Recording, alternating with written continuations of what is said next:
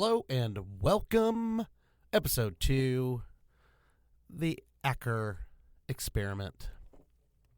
Yep, on today's episode, we are going to dive into, and I hope you can relate, and I'm sure you can. I'm sure you could probably even contribute way more than what I'm about to put out there, but I'm sure that you have, at least it depends on where you live, will dictate if you've ever been down this road. City traffic and In-N-Out damn burger, okay? In-N-Out burger. I'm going to segue off of that after traffic. But, In-N-Out burger is very interesting. What a concept. But anyway, to city traffic and drivers, oh my God, I swear. I live in the Dallas-Fort Worth metropolitan area, between Dallas and Fort Worth. I think they have it ranked 4th or 5th overall as the largest metro in the entire United States. And construction that's going on between Dallas and Fort Worth is absolutely, it's like this city just did not even remotely comprehend its growth and what was going to go on, and we're so fucking far behind in our expansion to keep up with what's going on. It doesn't matter what you do. You are constantly, and I mean constantly, in traffic. It doesn't matter. And the part I think that really pisses me off the most, just literally fucking pisses me off more than anything, is that, when you're driving in city traffic every single day, or you're trying to get somewhere, it's like, where you're fucking going. You know where you're going. You have to, because there's a point A to a point B, and then on to a point C, D, wherever the hell you're doing when you're out, taking care of your business, or if it's for work or whatever you want to do. And, here we have anywhere from 3 lanes to 7 lanes. It depends on where you're at. And there's just no way that you can be that damn stupid and you don't know what lane to be in, and you don't know how to go with the flow of traffic, and you're constantly trying to be a fucking race car driver. That irritates the living shit out of me. You get those stupid-ass drivers that literally just, they will ride up on your ass. They'll just sit right up on your ass, and you look back in your rearview mirror. They're not even hardly fucking looking, on what's going on. They're looking for the most minute little gap so that they can, and then in front of you, and they almost cause a wreck. And the part I think that really pisses me off the most is that you've got all these really, really shitty drivers. Got to adjust my chair. And they just honestly, and it's no joke, they honestly, truly think that they're a great driver. And they really drive like shit. And the part that I have is that they drive so much like shit, and their cars look like shit. They've either got a busted in, rear quarter panel, or the front end's wobbling, the bumper's wobbling with the front fairing fender, or the doors crashed in, or a window's gone and they've got duct tape and a blue, trash bag flopping in the wind, and they're just oblivious to anyone else. They don't even care. They really do not care about anyone else. They just don't give a crap. And they don't care if they screw up your really nice car that you work your ass off for, and you're an actual courteous driver, and you are, trying to be, proactive and smart when you're driving. They don't give a shit.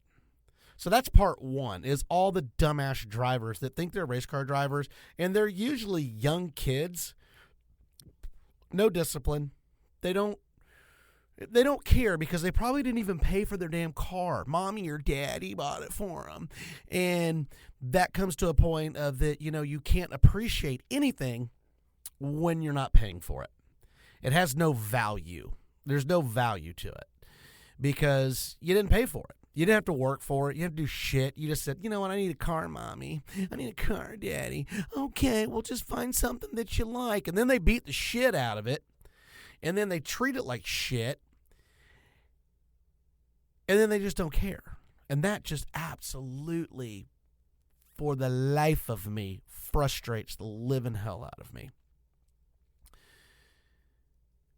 So back to the everyday traffic driving and stuff, and hopefully you can relate to this, is that, you know what? You got to know where you're going. You know roughly where you're going to. So how do you not know what lane to be in? And I know you've seen this because I see it every damn day here because I live in it. And if you live here in the Dallas-Fort Worth, or whether you're in Detroit, Los Angeles, Chicago, Miami, I don't care where you're at, Atlanta, whatever. Because I've been to a lot of cities, and it's the same shit no matter where you go. When you're traveling and you're in another city, 90% of the time, you're using a GPS. You're plugging in CarPlay or Android Auto or whatever you call the crap that's in there, or you're just using the GPS that's in there to tell you where you're going. It tells you where to be. It tells you what lane to be in. It tells you how far up it is. It tells you where the exit is. But yet, most people are too busy, and I'm going to segue off onto this. They're too busy fucking around with their phone, and they're driving, and they're looking, and they're doing all their crap. It's like, look, man, put the phone down. I'm driving. There's kids on the road. There are people that actually, give a crap about other people. And I'm just saying, but there is a large amount of people out there that they just feel like they are so damn important, and that they just got to stay so connected that they can't even drive, but yet they got to stay connected.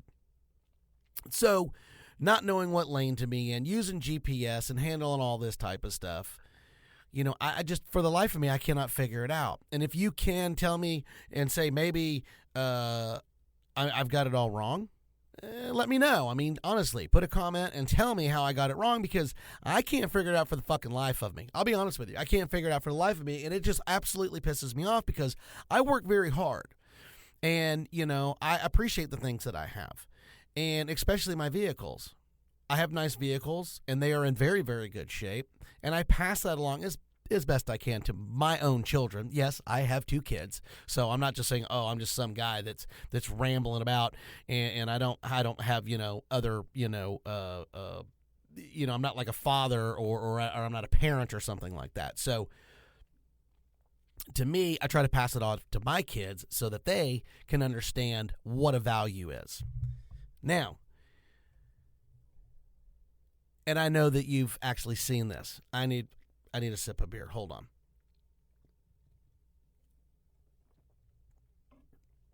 Oh, yeah, this is not sponsored by any beer or anything, but it's delicious, though.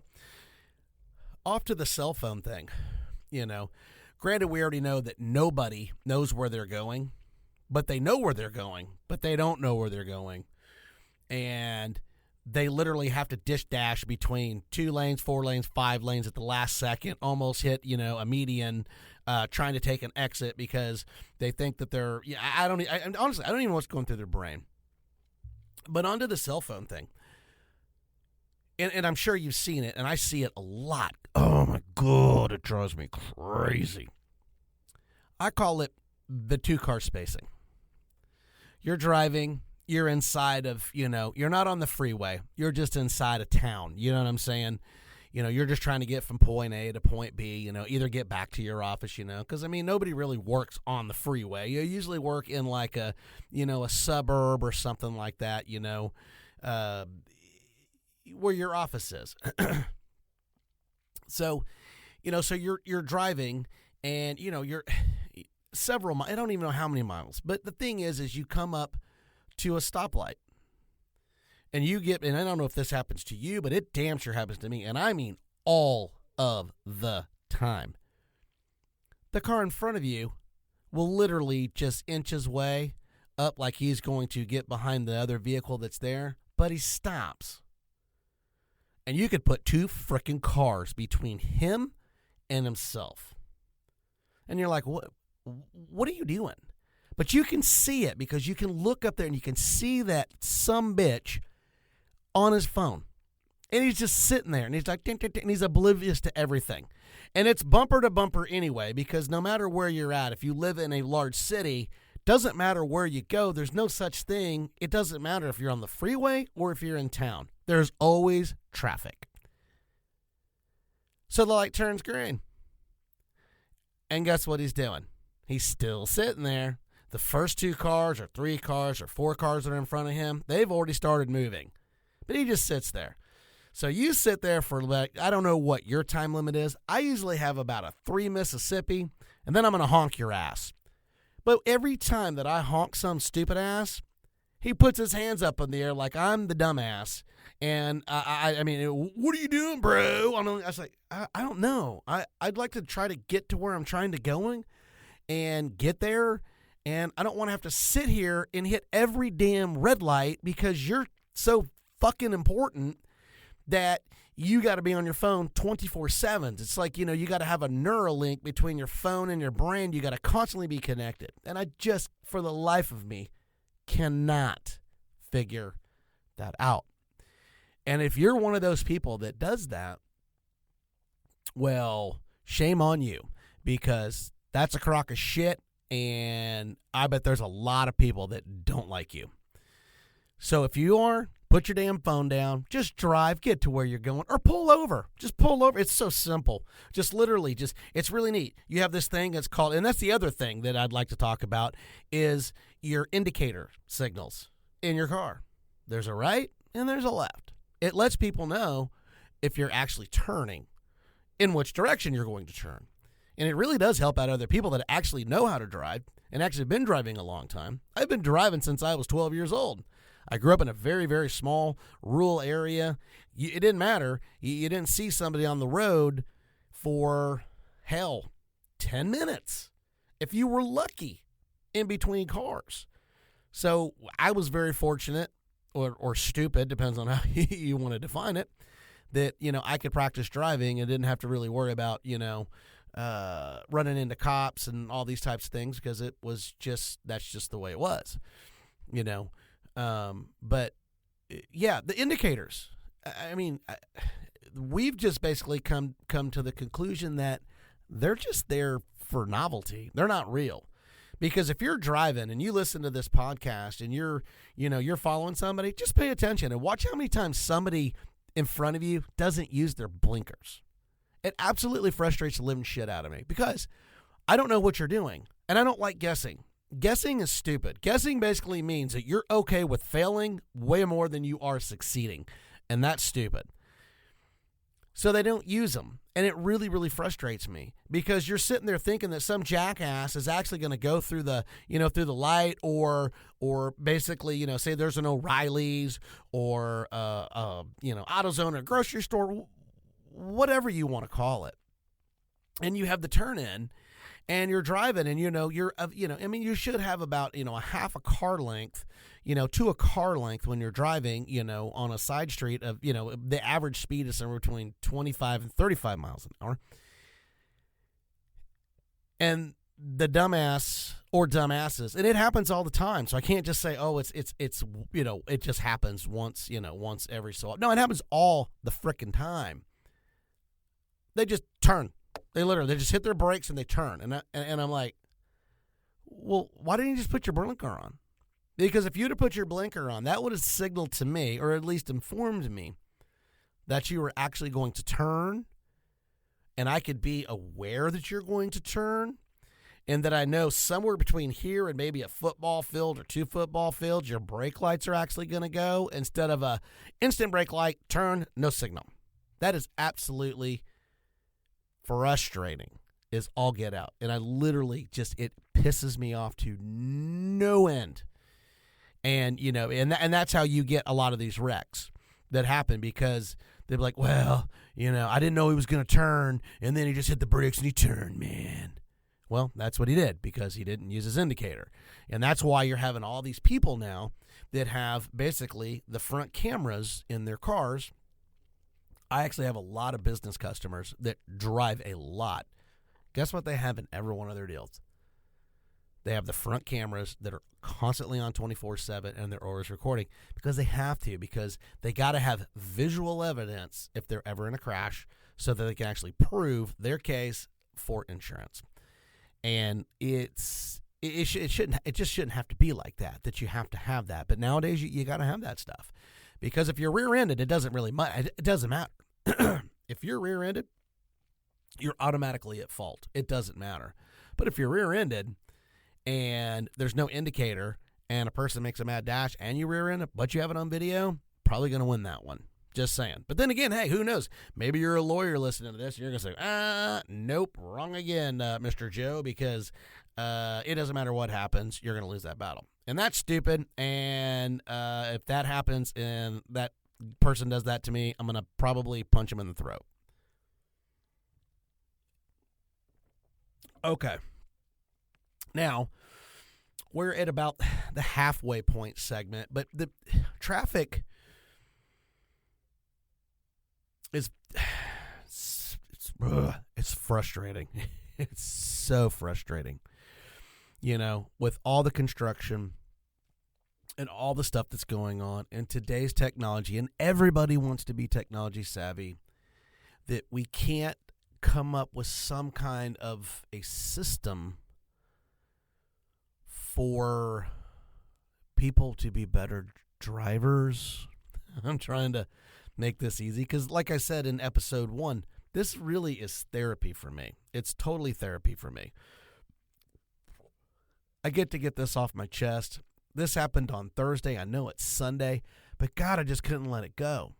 It just really pissed me off. And I didn't have to go that far. I only had to drive for work to go to a customer's to basically go and look at a job and find out what we needed to do so we can go back this week and actually do our job so that we can move a lot of their stuff, graphics that we do, because I own a sign and graphics company, move their stuff from one shop to another shop. So, but I mean, just going there and coming back, it's just a beat down. It's just a beat down. And it's so frustrating. And I'm sure that, you know, you could probably add to this. And I guarantee you I missed probably 15 points that, you know, if you want to tell me those points, I'll put it in another podcast and I'll talk about it. But it really is just absolutely annoying. And it's hard to let it go. And, you know, in road rage, I get the road rage a little bit. You know what I'm saying? I mean, but there's good road rage and there's bad road rage. There's people that are road rage because they're just absolute freaking idiots. And then there's road rage that I think is warranted a little bit because, you know, there's just people that, you know, are actually good people and they're just trying to drive like a normal person. You get some dumb jackass that's riding your ass and he's zipping around and he's just being a dick and he wants to start something, you know, and he thinks because you're not doing what, you know, because you're not a mind reader and you're not doing exactly what he wants. But half the time around here, you're already in bumper-to-bumper traffic anyway, and you can't move forward. So you're kind of damned if you do and damned if you don't. But the dick behind you, you know, gets up on your ass and wants you to magically do something that, you know, he thinks that you should do so that he could get, you know, one car ahead so that he can get somewhere 10 seconds faster than you can. It's the dumbest shit ever, you know. But like I said, I'm sure I'm going to miss quite a few things. But with today's technology, I just think that we could be so much better and we could have a much better system for driving, you know, or the GPS could really help us out, you know, with all this technology to where people just weren't so stupid. And I mean, I do dumb shit too every once in a while. I'm not saying I'm this flawless individual.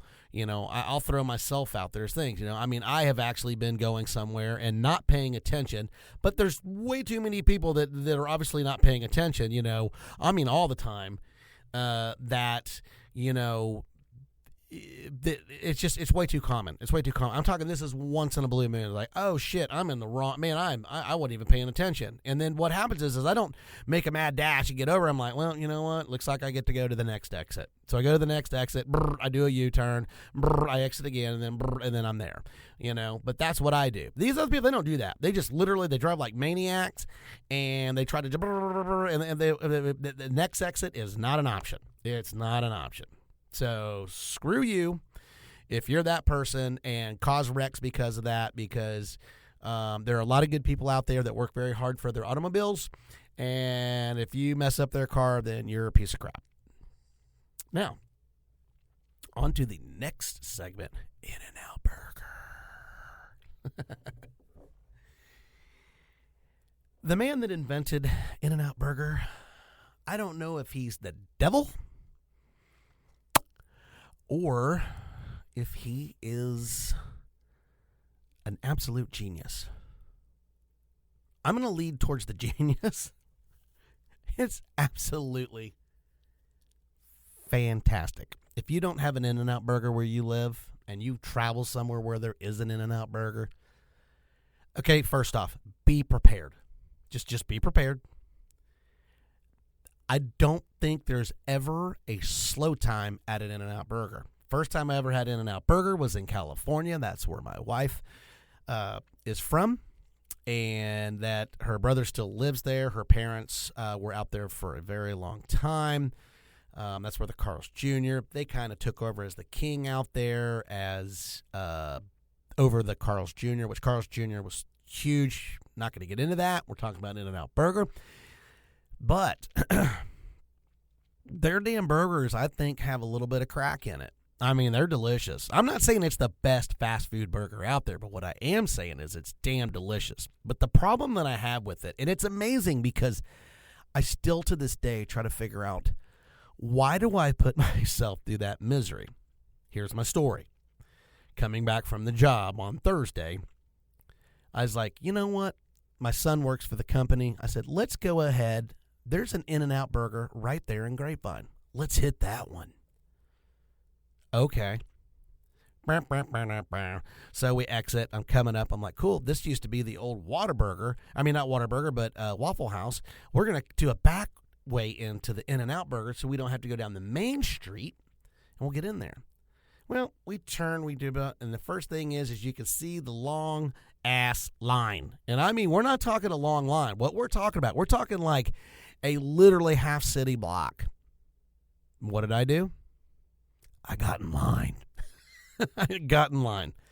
Literally, they got 3 people out there with iPads, and they're like, hey, going to take your order, man. Going to take your order. It's hotter than hell. I mean, it's Texas. Come on, do the math. And they literally are just taking all those orders, and I'm looking at my son. I'm like, dude, look at all these cars. He's like, dude, it's stupid. And I was like, I know, it's dumb.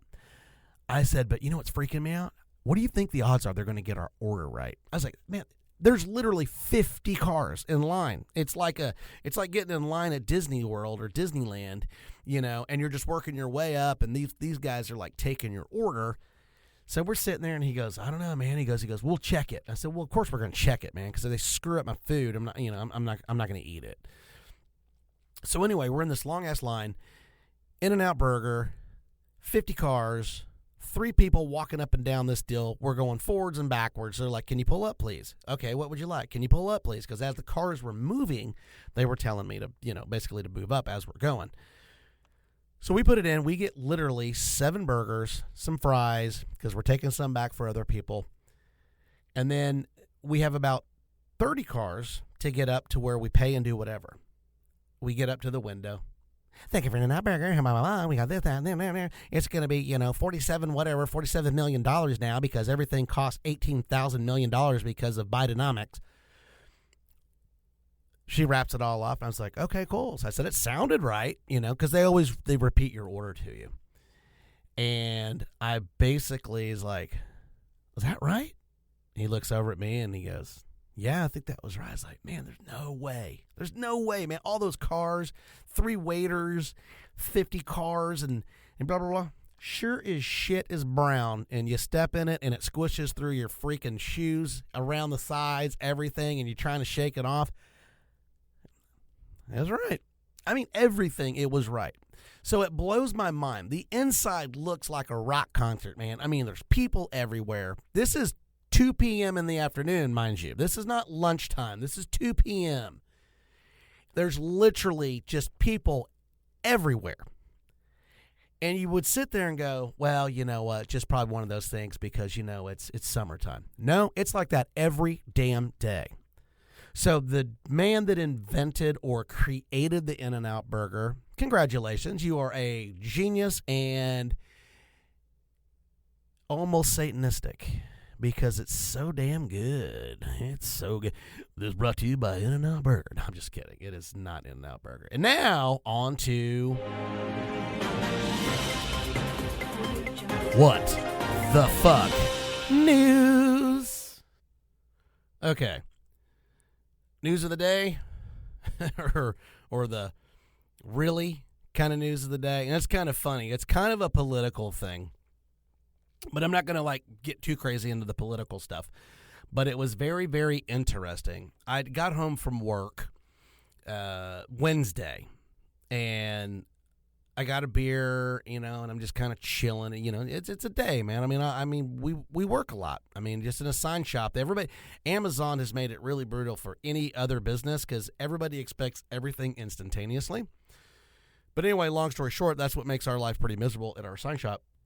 But I get home, I get a beer, I take my shoes off, and I plop down on the bed, and I turn on the TV, and I'm like, I'm just going to chill out, for just a few, because I'm tired, it's been a day, Well, I don't know what you have for television. I mean, you might have DirecTV, you might have Fubo, God, there's so many out there. We happen to have YouTube television, and well, YouTube television, and I don't know if yours does it. It probably does. I have no idea. But it remembers, certain things that you watch, on your deal. And it will actually tune into that channel automatically. Well, long story short, I do watch Fox News, okay? I do watch Fox News, and it's, no mystery there. I don't watch it all the time. Now, my mother, on the other hand, watches Fox News like religion. And it's always on. So we share an account, and guess what that means? So when she's logged in, she'll click it over to Fox News. I work all day. So when I get home, doesn't matter what happens, it's literally, it pops up to Fox News. It's the first thing I hear. So I was like, well, you know what? Screw it. Let's see what's going on. So I basically click over to that, and I'm just sipping on my beer, and I'm watching it, and it's just basic news shit, They're talking about Trump, and then they're talking about Democrats, and they're talking about all these different things that are out there, talking about Iran, which, I'm not going to get into that. We already know what's going on with that, and if you don't, well, then, you know what, just turn on anything, and you can find out about it. But anyway, so it pops on, and it's Jesse Waters. And he's actually kind of funny, and he's kind of cool in how he does his stuff. Well, he goes, you can't make this up. This is a political commercial that we just ran across, and it's real. It's not even fake. So what it is a commercial. It's a white guy. I mean, they picked the absolute whitest person you could possibly get, and then they get this female, this girl, and they're younger. I'd probably say they're in their mid-20s, and the girl is she doesn't even look Spanish. Okay, she doesn't even look Venezuelan. She looks like a cross between, maybe some Spanish and maybe a little Oriental-ish, but not really. I mean, she didn't really look anything like you didn't look at her and go, that's a Spanish girl, or that's a Venezuelan girl. Well, anyway, the commercial opens up as, hey, I had a great time last night. And then the girl goes, me too. And then out of nowhere, this basically guy jumps over, puts a bag over her head, and then it comes off, goes, hey, I'm your Republican senator on your deal, and we're deporting you to Venezuela. And then the guy goes, you can't do that. She was born in the United States. And then it goes back to him again. He goes, well, you just have a good time in Venezuela. You're going to have a lot of friends in your prison cell. And then he's like, you can't do that. And I'm like, and then it pans off, and then it goes back to Jesse Waters, and I'm like, are you fucking kidding me? And it was a real damn commercial. And I'm sitting there going, what the fuck? How can you sit there and even put that out there? It was like the most C-rated, it wasn't even B-roll footage. It was horrible. It was absolutely garbage. And it wasn't even believable, and it looked absolutely stupid. And they put that out there as an actual campaign to try to smear the Republican Party. And I am a Republican, but at the end of the day, if you saw the video, it was absolutely just horse shit. So to put that out there and make it as bad as it was, shame on you. Anyway, I'm Joe, and thank you for stopping in, and have a great day.